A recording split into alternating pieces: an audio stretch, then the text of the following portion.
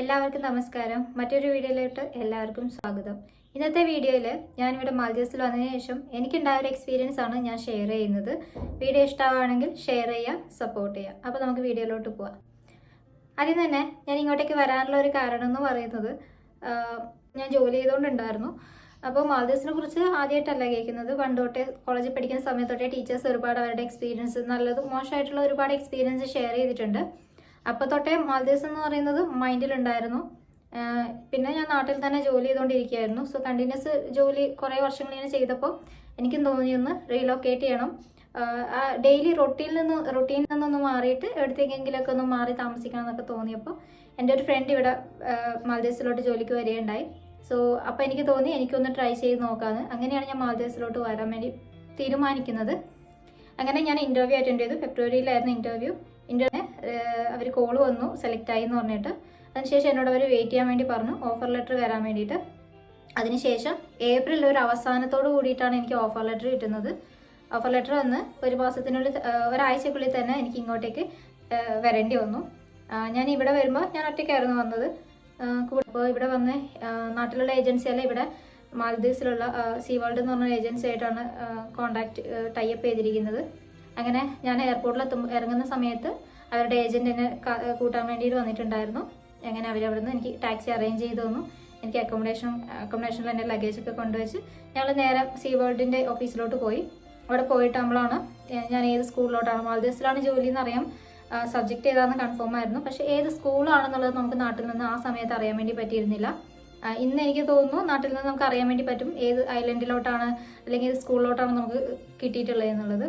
പക്ഷെ അന്നത്തെ എൻ്റെ കേസിൽ അറിയാനുണ്ടായിരുന്നില്ല. അങ്ങനെ ഏജൻസിയിൽ വന്ന സമയത്താണ്, സീ വേൾഡിൽ എത്തിയതിനു ശേഷമാണ് അവരെനിക്ക് ഏത് സ്കൂളിലോട്ടാണ് കിട്ടിയിരിക്കുന്നതെന്നുള്ളത് പറയുന്നത്.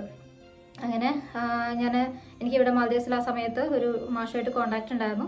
സാറുമായിട്ട് ഞാൻ സംസാരിച്ചു. സാർ എനിക്ക് കിട്ടിയ ഐലൻഡിലുള്ള എക്സ്പാട്രിയേറ്റ്സിൻ്റെ നമ്പേഴ്സ് തന്നു. നല്ല ഐലൻഡാണ്.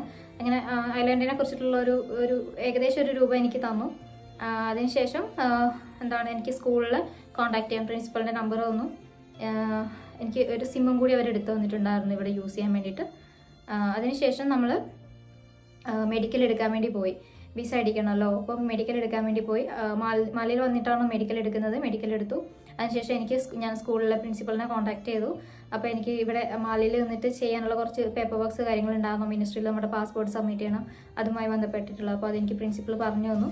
അങ്ങനെ ഒരു 4 ദിവസത്തോളം ഞാൻ മാലിയിൽ സ്റ്റേ ചെയ്തു. എനിക്ക് മിനിസ്ട്രിയിൽ പാസ്പോർട്ട് സബ്മിറ്റ് ചെയ്യണമായിരുന്നു, പിന്നെ ഫോട്ടോ സബ്മിറ്റ് ചെയ്യണമായിരുന്നു വിസയ്ക്ക് വേണ്ടിയിട്ട്. അപ്പോൾ അതിൻ്റെയൊക്കെ ഭാഗമായിട്ട് അങ്ങനെ 4 ദിവസം കഴിഞ്ഞിട്ട് ഇതൊക്കെ റെഡി ആയതിനു ശേഷം സ്കൂളുകാർ എനിക്ക് ഐലൻഡിലോട്ട് വരാനുള്ള ലോഞ്ചിൻ്റെ ടിക്കറ്റ് എടുത്തിട്ട് അയച്ചു തന്നു. അങ്ങനെ ഏർലി മോർണിംഗ്, 5ാമത്തെ ദിവസം ഏർലി മോർണിംഗ് ആയിരുന്നു എനിക്ക് ലോഞ്ച് എന്ന് പറയുന്നത്. ലോഞ്ച് എന്ന് പറഞ്ഞാൽ നമ്മൾ ബൈ സീ ആണ് വന്നത് കേട്ടോ, കടലിലൂടെയാണ് വന്നത്. 5 മണിക്കൂറോളം യാത്ര ഉണ്ടായിരുന്നു എൻ്റെ ഐലൻഡിലോട്ട്. നല്ല ദൂരമായിരുന്നു. അങ്ങനെ ഞാനിപ്പോൾ ജോലി ചെയ്യുന്ന ഐലൻഡ് എന്ന് പറയുന്നത് ഒരു വില്ലേജിൻ്റെ ഒരു ആംബിയൻസ് ആണ്. വില്ലേജ് തന്നെയാണ്. ഇവിടെ കൊമേഴ്ഷ്യൽ ആയിട്ടുള്ള കൺസ്ട്രക്ഷൻ എന്ന് പറയുന്നത് ഒന്നും തന്നെയില്ല. ഗസ്റ്റ് ഹൗസുകളുണ്ട്. പിന്നെ എല്ലാം ഇവിടുത്തെ ലോക്കൽസ് താമസിക്കുന്ന വീടുകളാണ് കേട്ടോ. എല്ലാവരുടെയും വീടുകളാണ്. കൂടുതലും ഫാമിലിയാണ് എല്ലാം ഉള്ളത്. പിന്നെ അവർക്ക് വേണ്ടിയിട്ടുള്ള സേവനങ്ങൾ, അവർക്ക് വേണ്ടിയിട്ടുള്ള ഹോസ്പിറ്റലുകൾ, ഷോപ്പുകളാണ് കേട്ടോ ഉള്ളത്. പ്രത്യേകിച്ച് വേറെ കൊമേഴ്ഷ്യൽ ആയിട്ടുള്ള ഒന്നും തന്നെയില്ല. ഒരു വില്ലേജ് തന്നെയാണ്. ഇവിടുത്തെ ആൾക്കാരെ കുറിച്ച് പറയുകയാണെങ്കിൽ നല്ല ഫ്രണ്ട്ലി ആണ് അവർ.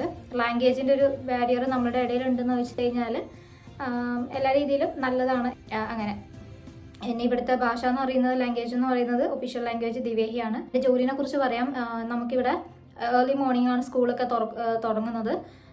അതുകൊണ്ട് തന്നെ രാവിലെ 6:55 മുമ്പ് നമ്മൾ ഇവിടെ പഞ്ച് ചെയ്യണം, സ്കൂളിൽ ഉണ്ടായിരിക്കണം. പിന്നെ ഉച്ചയ്ക്ക് 1 മണി വരെയാണ് നമുക്ക് ഡ്യൂട്ടി ടൈം വരുന്നത്. അങ്ങനെ പിന്നെ ഏത് സമയത്തും മീറ്റിംഗ് കാര്യങ്ങളുണ്ടെങ്കിലും എക്സ്ട്രാ ക്ലാസ് ഉണ്ടെങ്കിലും നമ്മൾ പോയി അറ്റൻഡ് ചെയ്യണം. അങ്ങനെ നമുക്ക് ഫാമിലീനെ കൊണ്ടുവരാം. മിനിസ്ട്രിയാണ് സ്പോൺസർ ചെയ്യുന്നത്. വലിയ പ്രോസസ്സിങ് കാര്യങ്ങളൊന്നും ഡിഫിക്കൽട്ടി ഉള്ളതൊന്നുമല്ല. ഈസി ആയിട്ട് നമുക്ക് നമ്മുടെ ഫാമിലീനെ ഇങ്ങോട്ട് കൊണ്ടുവരാൻ പറ്റും. ആദ്യം ഒരു 3 മാസത്തേക്ക് നമുക്ക് നമ്മുടെ കുടുംബത്തെ കൊണ്ടുവരാം. അത് കഴിഞ്ഞ് അവരുടെ സ്റ്റേ എക്സ്റ്റെൻഡ് ചെയ്യണമെന്നുണ്ടെങ്കിൽ ആ 3 മാസം കഴിയുന്നതിന് മുമ്പ് തന്നെ അവരുടെ മെഡിക്കൽ എടുക്കുക, ഇൻഷുറൻസ് എടുക്കുക, ഇത്രയും കാര്യങ്ങൾ ചെയ്തിട്ട് പേപ്പേഴ്സൊക്കെ നമ്മൾ സബ്മിറ്റ് ചെയ്ത് കഴിഞ്ഞാൽ നമുക്ക് അവരുടെ സ്റ്റേ എക്സ്റ്റെൻഡ് ചെയ്യാൻ പറ്റും 1 ഇയറിലോട്ട്. മെഡിക്കൽ എടുക്കുന്നതിന് നമ്മൾ 750 റുപ്യ നമ്മുടെ ചാർജ് ചെയ്യും. റീജിയണൽ ഹോസ്പിറ്റലാണെങ്കിൽ, മാലി ആണെങ്കിൽ അതിനേക്കാളും കുറവായിരിക്കും മെഡിക്കൽ എക്സ്പെൻസ് എന്ന് പറയുന്നത്. പിന്നെ ഇൻഷുറൻസ് എടുക്കാൻ ഒരു 800 റുപ്യോളം നമുക്ക് ചിലവ് വരുന്നുണ്ട്. നമ്മളുടെ കേസുകൾ, അതായത് നമ്മൾ വർക്ക് ചെയ്യുന്ന ആളുടെ കേസുകളിൽ നമ്മളിപ്പോൾ ജോലി ചെയ്യുന്ന ആൾക്കാർക്ക് നമ്മൾ മെഡിക്കൽ എടുത്തു കഴിഞ്ഞാലും ആ തുക നമുക്ക് റീഇംബേഴ്സ് ആയിട്ട് കിട്ടും. ഇൻഷുറൻസ് നമുക്ക് സൗജന്യമാണ്. പക്ഷെ നമ്മൾ ഡിപ്പെൻഡൻറ്റിനെ കൊണ്ടുവരുന്നുണ്ടെങ്കിൽ അവരുടെ വിസ ഫീ, മെഡിക്കൽ ഫീയും ഇൻഷുറൻസിൻ്റെ ഫീസും നമ്മൾ അടയ്ക്കണം. പിന്നെ എഡ്യൂക്കേഷൻ, കുട്ടികളെ കൊണ്ടുവരുന്നുണ്ടെങ്കിൽ അവരുടെ എഡ്യൂക്കേഷൻ ഇവിടെ തികച്ചും സൗജന്യം തന്നെയാണ്. മാലി സിറ്റിയിലൊക്കെ പോയി കഴിഞ്ഞാൽ നിങ്ങൾക്ക് കാറും ബസ്സും എല്ലാം കാണാൻ വേണ്ടി പറ്റും. പക്ഷേ ഐലൻഡിലോട്ട് വരുമ്പോൾ തികച്ചും വ്യത്യസ്തമാണ് ഐലൻഡ് എന്ന് പറയുന്നത്. ഇവിടെ എല്ലാം നമുക്ക് നടന്ന് കാണാവുന്ന ഡിസ്റ്റൻസിലുള്ള കാര്യങ്ങൾ മാത്രമേ ഉള്ളൂ. അതുകൊണ്ട് തന്നെ കൂടുതൽ ഇവർ ഉപയോഗിക്കുന്നത് ഈ 2 വീലേഴ്സാണ്, ഇരുചക്ര വാഹനങ്ങളാണ് കൂടുതലും യാത്രയ്ക്ക് വേണ്ടി ഇവിടെ ഉപയോഗിക്കുന്നത്. പിന്നെ സൈക്കിളുണ്ട്, കടകൾ, നമുക്ക് ഇന്ത്യൻ ഐറ്റംസ് എല്ലാവരും ചോദിക്കും അവിടെ നമ്മുടെ ഇന്ത്യൻ സാധനങ്ങൾ കിട്ടുമോ. ഇന്ത്യൻ സാധനങ്ങൾ ഐലൻഡിൽ കിട്ടുക പറയുന്നത് കുറച്ച് ബുദ്ധിമുട്ടുള്ള കാര്യമാണ്. കുറച്ചും കൂടി ഡെവലപ്ഡ് ആയിട്ടുള്ള ഐലൻഡുകളിലാണ് കൂടുതലും ഇന്ത്യൻ സാധനങ്ങൾ കിട്ടുക. അപ്പോൾ നമുക്ക് എങ്ങനെയാണ് ഇന്ത്യൻ സാധനങ്ങൾ വാങ്ങാൻ പറ്റുകയെന്ന് വെച്ച് കഴിഞ്ഞാൽ, ഒന്ന് നാട്ടിൽ പോയി വരുമ്പോൾ മാക്സിമം സാധനങ്ങൾ കൊണ്ടുവരാൻ നോക്കുക. ഒന്നെങ്കിൽ മാലിയിൽ നിന്ന് ഡയറക്റ്റ്, മാലിയിൽ ഒരുപാട് ഇന്ത്യൻ ഷോപ്പുകളുണ്ട്, അവിടെ നിന്ന് നമുക്ക് ഡയറക്റ്റായിട്ട് സാധനങ്ങൾ വാങ്ങാൻ വേണ്ടി പറ്റും. അങ്ങനെ പിന്നെ തൊട്ടടുത്തുള്ള കുറച്ചും കൂടി ഡെവലപ്ഡ് ആയിട്ടുള്ള ഐലൻഡൊക്കെ കുറച്ച് സിറ്റി ആയിട്ടുള്ള ഐലൻഡൊക്കെ ഉണ്ടെങ്കിൽ അവിടെയും ചിലപ്പോൾ ഇന്ത്യൻ സാധനങ്ങൾ ചില സമയങ്ങളിൽ കിട്ടും. അപ്പോൾ അങ്ങനെ നമുക്ക് വാങ്ങാൻ വേണ്ടി പറ്റും. അപ്പോൾ ഇവിടെയുള്ള ആരെങ്കിലും ലോക്കൽസ് ആരെങ്കിലും ക്വാളിഫൈഡ് ആയിട്ട് വരുവാണെങ്കിൽ നമുക്ക് നമ്മുടെ ജോലി നഷ്ടപ്പെടും. അങ്ങനെയുള്ള കേസുകളിൽ ഒന്നെങ്കിൽ നമ്മളെ സ്കൂൾ നമ്മൾ വേറൊരു ഐലൻഡിലോട്ട് വേക്കൻസി ഉണ്ടെങ്കിൽ ട്രാൻസ്ഫർ ചെയ്യും, അല്ലെങ്കിൽ വേറെ ഏതെങ്കിലും വിഷയം തന്ന് നമ്മളെ നിർത്താൻ നോക്കും. അതെല്ലാം ഒന്നും പറ്റുന്നില്ല എന്നുണ്ടെങ്കിൽ നമ്മൾ തീർച്ചയായിട്ടും നമ്മുടെ ജോലി നഷ്ടപ്പെട്ട് നമ്മൾ റിസൈൻ ചെയ്ത് നാട്ടിലോട്ട് പോകേണ്ടി വരും കേട്ടോ. അത് തന്നെയാണ് അവസ്ഥ. ഓഫർ ലെറ്ററിൽ ലോക്കലൈസേഷനെ കുറിച്ച് അവർ മെൻഷൻ ചെയ്യുന്നുണ്ട്, പറയുന്നില്ല എന്ന് പറയുന്നില്ല. അപ്പോൾ ഒരു വർഷത്തിൽ തന്നെ 1, 2, 3 പ്രാവശ്യമൊക്കെ ട്രാൻസ്ഫർ ചെയ്ത്, ലോക്കലൈസേഷൻ കാരണം ട്രാൻസ്ഫർ ആയി പോകുന്ന ആൾക്കാരുണ്ട്. അപ്പോൾ ലോക്കലൈസേഷൻ വന്നു കഴിഞ്ഞാൽ തീർച്ചയായിട്ടും നമ്മൾ ട്രാൻസ്ഫർ ആയിരിക്കും, അല്ലെങ്കിൽ നമ്മുടെ ജോലി നഷ്ടപ്പെടുന്നത് തന്നെയായിരിക്കും. പക്ഷേ ഇവിടെ 20 വർഷമൊക്കെ ആയിട്ട് വർക്ക് ചെയ്യുന്ന ആൾക്കാരുണ്ട്. 18, 19, 20 വർഷമൊക്കെ ആയിട്ട് ജോലി ചെയ്യുന്ന ആൾക്കാരുണ്ട് ഉള്ളൂ. എല്ലാവരും ചോദിക്കാറുണ്ട്, വലിയൊരു തുക ഏജൻസിക്ക് 2 ലക്ഷം തൊട്ട് 3 ലക്ഷം വരെയുള്ള തുക ഏജൻസി കൊടുത്തിട്ടാണ് എല്ലാവരും ഇങ്ങോട്ടേക്ക് വരുന്നത്. അപ്പോൾ നമുക്ക് അവിടെ വന്നു കഴിഞ്ഞാൽ എത്ര മാസം കൊണ്ട് നമുക്കത് തിരികെ കിട്ടും എന്നൊക്കെ എല്ലാവരും ചോദിക്കാറുണ്ട്. ഇതിപ്പോൾ ഓരോ സ്ഥലങ്ങളിലെയും ഐലൻഡുകളെ ആശ്രയിച്ചിരിക്കും നമ്മുടെ എക്സ്പെൻസ് എന്ന് പറയുന്നത്. കാരണം ചില സ്ഥലങ്ങളിൽ വാടക കൂടുതലായിരിക്കും, ചില സ്ഥലങ്ങളിൽ സാധനങ്ങൾക്ക് വില കൂടുതലായിരിക്കും. അപ്പോൾ എന്നിരുന്നാലും ഒരു 4-5 മാസത്തിനുള്ളിൽ തന്നെ നമുക്ക് ഒരു എമൗണ്ട് തിരിച്ചു പിടിക്കാൻ വേണ്ടി പറ്റും.